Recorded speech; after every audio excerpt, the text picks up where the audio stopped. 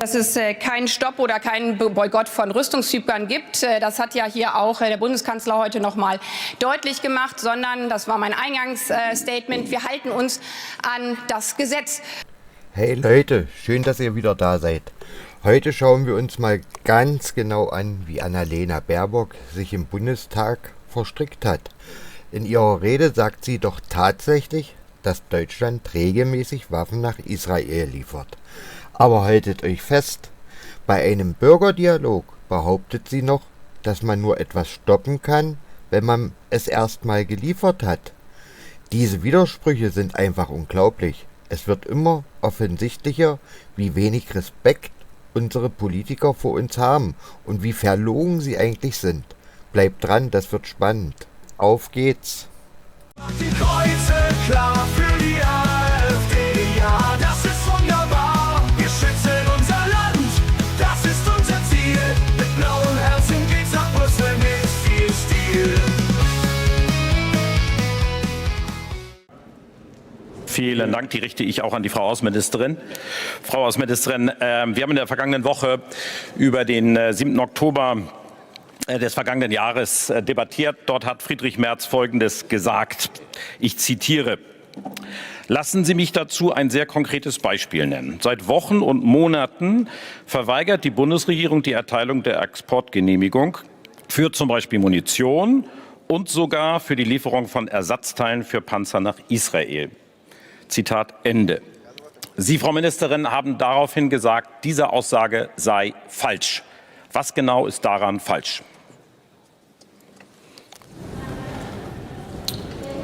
Dass es keinen Stopp oder keinen Boykott von Rüstungsgütern gibt, das hat ja hier auch der Bundeskanzler heute noch mal deutlich gemacht, sondern, das war mein Eingangsstatement, wir halten uns an das Gesetz. So wie Sie im Bundessicherheitsrat auch wissen, und deswegen kann ich hier die Zahlen nicht vorlesen, hat es in den letzten Monaten immer wieder Lieferungen gegeben. Wir sind verpflichtet, als Bundesregierung uns an die Gesetze entsprechend zu halten. Das heißt auch daran zu halten, dass wir sicherstellen müssen, dass humanitäres Völkerrecht eingehalten wird. Das habe ich auch letzte Woche hier im Bundestag gesagt. Das haben wir in unserem Statement vor dem Internationalen Gerichtshof deutlich gemacht. Da war immer die Rückmeldung auch des Ausschusses für Auswärtiges, wo Sie ja mit drin sitzen, Verteidigungsausschusses. Das finden Sie alles fein. Deswegen bin ich jetzt verwundert, dass es plötzlich nicht mehr fein ist, wenn ich das richtig verstehe, dass man jede Anfrage prüft im Sinne unserer Gesetze, unserer Ordnung. Das bedeutet auch, dass es Zusagen zum humanitären Völkerrecht geben muss. Diese Zusage hat es jetzt für die jüngsten Fälle gegeben. Entsprechend hat der Bundeskanzler deutlich gemacht, dann wird es auch weitere Genehmigungen geben an dieser Stelle.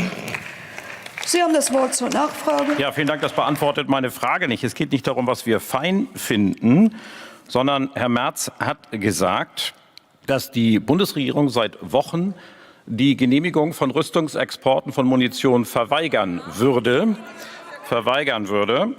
Und ich halte Ihnen dazu ergänzend vor, dass Herr Professor Christian Tams vor dem Internationalen Gerichtshof für Sie, von Ihnen beauftragt, vorgetragen hat, in einem Verfahren, das Nicaragua bemerkenswerterweise angestrengt hat, Bezug nehmend auf die Zeit seit Oktober 2023. Ich bitte auch Zitate einzupreisen.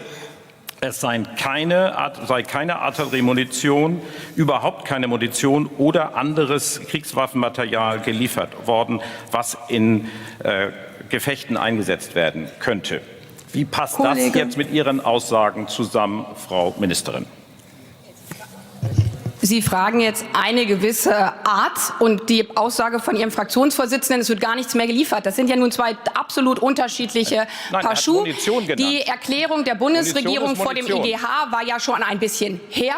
Wie gesagt, da haben Sie das alles okay gefunden. Jetzt finden Sie das nicht mehr okay. Und ich möchte jetzt, wo Sie zitieren, auch mal zitieren, den Präsidenten Herzog von Israel. Er sagt im Februar, Israel is committed to international humanitarian law.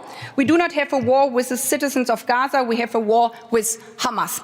Und genau das ist der Punkt, dass wir deswegen die Frage von humanitären Recht immer wieder thematisieren, wie unsere amerikanischen und britischen Partner. Sie wissen, dass der Außenminister und der Verteidigungsminister der USA gerade einen Brief genau mit dem gleichen Thema humanitäres Völkerrecht geschrieben hat. Ich frage einmal zurück, unterstellen Sie denen jetzt auch, sie würden Israel und das Selbstverteidigungsrecht nicht mehr unterstützen?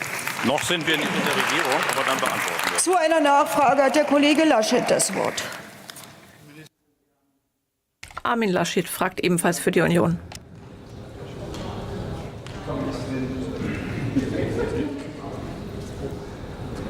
Sie haben gerade die Aussage von Präsident Herzog vom Februar zitiert, wenn ich das richtig sehe, indem er sich zum humanitären Völkerrecht bekennt. Was gibt es dann einen Grund, monatelang das noch kritisch zu hinterfragen bei Israel?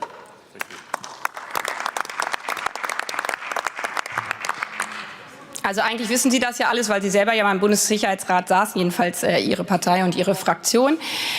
Nach den europäischen Rüstungsexportrichtlinien, und das sind unsere Leitlinien, nachdem wir hier in Deutschland agieren, ist das in Einzelfällen zu prüfen. Deswegen sagt man nicht, wir haben es einmal geprüft vor 5 Jahren oder wann auch immer, sondern jeder Einzelfall wird geprüft. Wie gesagt, ist die Einhaltung vom humanitären Völkerrecht, was Sie ja gerade bestätigt haben, dass das sicherzustellen ist, der Fall. Und es gibt jetzt einen Brief, der das für die jüngsten Anfragen genauso beinhaltet. Dass der Brief so lange gedauert hat, das müssten Sie dann andere fragen, aber nicht mich. Und nochmal, ich bin wirklich verwundert. Wir können ja streiten in der Sache über Themen, nur ich bin verwundert, dass wir mehrfach darüber im letzten Jahr gesprochen haben, dass es Konsens war, dass das wichtig ist, dass wir das gegenseitig immer sicherstellen. Dass das jetzt anders ist, das liegt offensichtlich nicht an der veränderten Lage im Nahen Osten, sondern vielleicht, dass der Wahlkampf etwas näher. Hier wird nicht gedroht. Auf Veranstaltungen, wo ich bin, wird nicht gedroht. Sonst wird hier, ja, Entschuldigung, aber menschliches Miteinander im Reden und Beantworten und Fragen ist, glaube ich, der Grundmaß. So, ich komme jetzt zurück, was vielleicht, deswegen erhitzt es ja auch so die Gemüter, weil es um Menschen geht. Es geht ja nicht um nichts Abstraktes.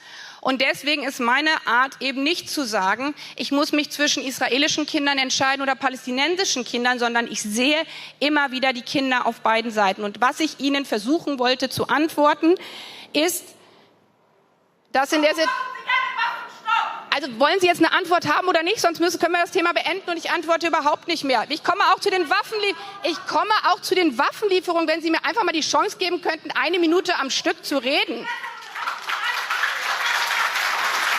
So, also die Waffenlieferungen.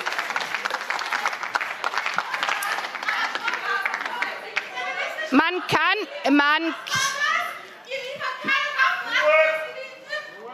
kann ja nur was stoppen. Man kann ja nur was stoppen, was man überhaupt geliefert hat. Wir haben vor dem Internationalen Gerichtshof, ist ja nicht so, dass Sie zum ersten Mal die Frage der Waffenlieferung stellen, ja? Also, wir haben vor dem Internationalen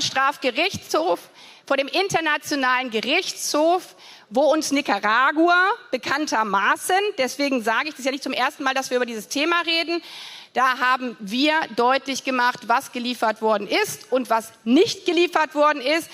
Ich möchte, wenn Sie wirklich an den Fakten interessiert sind, Sie einfach bitten, sich das nochmal anzuschauen.